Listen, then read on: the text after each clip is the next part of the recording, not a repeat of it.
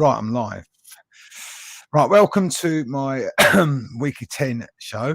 I hope you joined me last week for my live client interview, which I did for the first time on this new platform that I'm using, which is really cool. I like it because I can play around with it. I can use different things like banners and stuff. But I hope you watched it.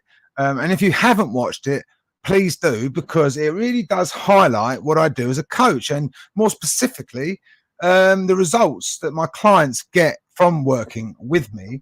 And for anybody who has any doubts or misunderstanding about what I do, perhaps, then it really will be enlightening for you to have a look at that and see, what it is that a coach actually does, and more specifically, what someone can get out of working together with a coach. So if you haven't watched that already, please do. It's on my YouTube channel. It's also available on my Facebook channel, and you can check it out now or at the end of this show.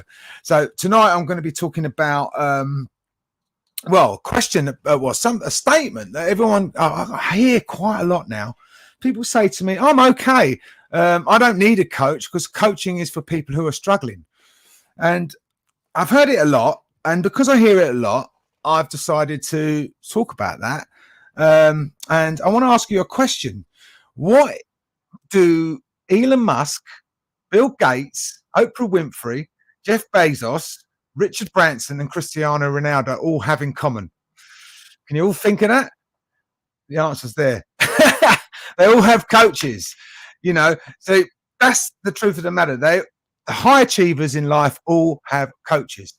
So when we say to ourselves, I'm okay, coaching is for people who are struggling, how true is that truly? Is it genuine? Is it only for people who are struggling mentally and emotionally and can't find their way in life? And I'm okay, I don't need a coach. When all of these people I just mentioned have got coaches. So all too often, I get told by people, I'm okay, I don't need a coach. Coaches are for people who are struggling. It's a common misconception. It's a misconception that people have, which they tend to confuse with therapy perhaps or counseling, and they think it's the same sort of thing when it's completely different. And they think people who hire coaches must be struggling in some way, mentally and emotionally. And in many cases, that is the case. People are struggling in some place, some areas mentally and emotionally, and that's genuinely normal. And most of us have had times in our lives when we are struggling mentally and emotionally. That's normal. So it might be that you want to have a coach to help you break through those barriers and become much more balanced in those areas. So that's normal. So it might be the case that that's the case. But is it true for everybody who hires a coach? So when we look at things a little bit more objectively, without limiting beliefs, with a bit more of an open mind instead of a closed mind, with our fixed beliefs about what we think is going on, and assumptions about what might be going on, which we assume, from what we've heard in the past, it's a load of nonsense, it's a con, it's not real, all of those sort of assumptions that we create in our minds, that's stop us seeing things with any real objectivity. When we choose to actually see things a bit more objective, though, with a clarity about what a coach does, we tend to start seeing things a little bit different. And the truth is, how many of us in life are not struggling in some way? Think about this. How true is it that we are all okay? When people say, I'm okay, I don't need a coach because it's for people who are struggling, how true is it that we are actually really okay? The reality is we can all do better in life. We can all produce better results. We can all perform better day to day in a more consistent way. And very few of us, including the high achievers who I mentioned at the start there, can actually say that they are consistently productive at a high level every single day of their lives. That's normal for anybody. Very few of us are operating at a high level of performance consistently throughout our lives. We have ups and downs. Again, we're human beings. It's normal. So it's difficult for any of us to produce high level of performance every single minute and every single day of our lives. And that means every one of us is struggling with something at some point in our lives. It doesn't necessarily have to mean anything drastic, like a serious mental or emotional issue. It could be something within our environment, in our social life, It could be something physically that's going on with us. So there could be a lot of different things. There could be a work problem. It could be a work-life balance issue. I mean, I work with a lot of clients, professional clients who struggle with work-life balance. That means they don't get to the gym as much and things like that. They're not struggling mentally and emotionally. There are elements of that does affect them in mentally and emotionally, but they're not to the point where they need therapy. So it's a case of understanding that, we're all struggling in some way in our lives, even if it's not to the level which we're telling ourselves, I don't need help because I'm not really struggling. I can cope. I can manage what I'm doing. The reality is we are all struggling in some area of our lives at any given time. Every element of our lives is interlinked. See, we all have 6 core areas in our lives, all of us.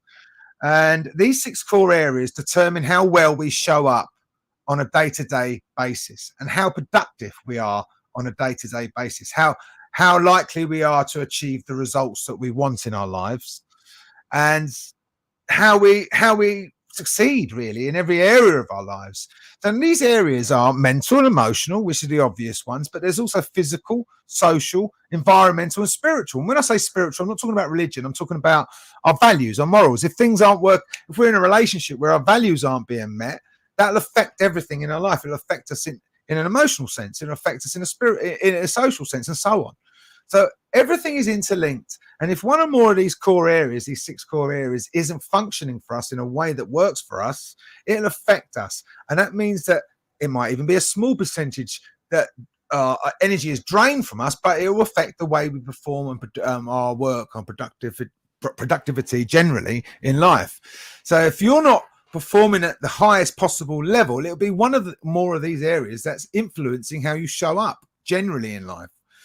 So now, if you're struggling physically, it'll affect you mentally, and if that's affecting you mentally, that'll affect you emotionally, and so on. It'll impact every area of your life. So if you're not feeling as good as you should be physically, then you'll go to work and you won't be producing the work that you want to. You might feel uncomfortable in your environment, and so on. This is all interlinked. So coaching actually helps you break down all of these different areas and find balance among all of these different areas so that you're always at a consistent level of performance and you're always producing your best work, you're showing up in the best way you can possibly show up. That's what coaching does. It helps us always perform at a level of consistency which is good for us, which is productive. That's why the high achievers always hire coaches, because they want to be staying at a level of performance which is optimal for them, so that they're continually producing the results that work for them. So instead of focusing on a problem, they want to be finding a solution so that they can continually keep moving forward with their lives and creating the things that they want from their lives. That's what a coach does with a client. It helps them see work out what's not working and find solutions to those issues. And that's exactly why these people hire coaches. So when we look at things from a low level of energy, which is defined by either victimization or conflict driven mentality, we tend to only see problems. We'll only ever see what's wrong with the situation. And there's a lot of that around in society today. People just focusing on all the problems that are in society and what's wrong, never on the opportunities that are presenting themselves in front of us or the solutions that we can use to move us forward in one way or another. And if we're focusing only on a problem all the time, the likelihood of us ever seeing a way forward in our lives is reduced because we're not seeing those opportunities. Again, it comes back to the argument, I'm okay, I don't need a coach. Again, you're focusing on a problem because you're telling yourself it's for people who are struggling, and I'm not struggling. That's what you're really telling yourself. So if you're focusing on things from a low level of energy, you're never going to be seeing a solution in your life. So we judge, we criticize, we find fault with things, reasons why we shouldn't do things, reasons why we should avoid and move, criticize things and say, oh, it's a lot of nonsense, make an assumption about that.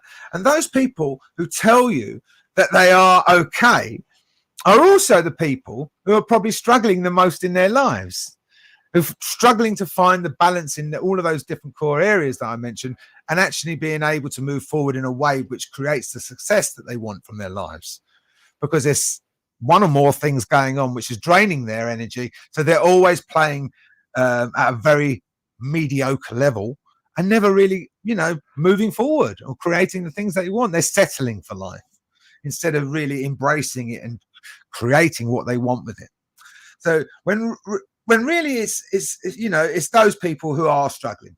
So the ones who are conflict driven, frustrated all the time, stressed all the time, angry, feeling victimized, they're the people who tend to tell you that I'm okay, I don't need a coach. And that's why it always makes me laugh when people do say it to me, because, as soon as someone says that to me, I'm telling myself, actually, you do need a coach, but you just can't see it. Only thing is, you can't tell someone they need a coach because they've got to come to that decision themselves.